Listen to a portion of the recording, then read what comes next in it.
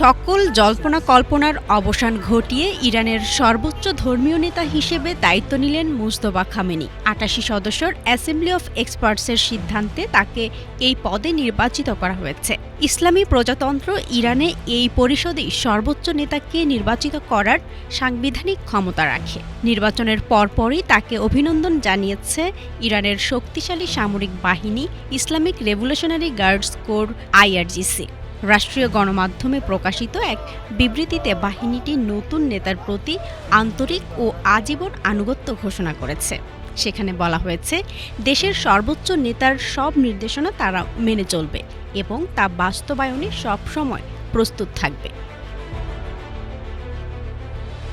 IRGC আরও বলেছে, assembly of এক্সপার্টসের এই নির্বাচন প্রমাণ করেছে ইসলামী বিপ্লব বা রাষ্ট্র ব্যবস্থা কোনো এক ব্যক্তির উপর নির্ভরশীল নয়, বরং এটি ধারাবাহিক আদর্শ ও কাঠামোর মধ্য দিয়ে এগিয়ে চলা একটি ব্যবস্থা।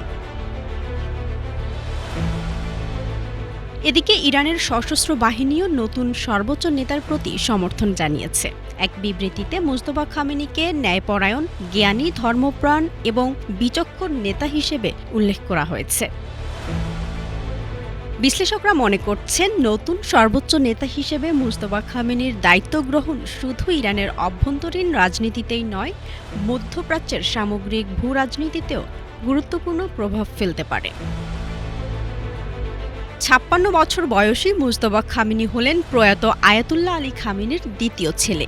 গত কয়েক বছর ধরেই বাবার সম্ভাব্য উত্তরসূরি হিসেবে তার নাম রাজনৈতিক অঙ্গনে আলোচিত ছিল। সম্প্রতি ২৮ ফেব্রুয়ারি তেহরানে ইসরায়েল ও যুক্তরাষ্ট্রের যৌথ হামলায় নিহত হন আয়াতুল্লাহ আলী খামেনি।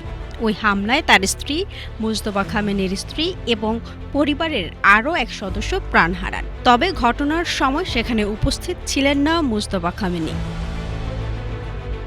উল্লেখ্য, আয়াতুল্লাহ আলী খামেনি দীর্ঘদিন ধরে ইরানের রাজনীতির কেন্দ্রীয় ব্যক্তিত্ব ছিলেন।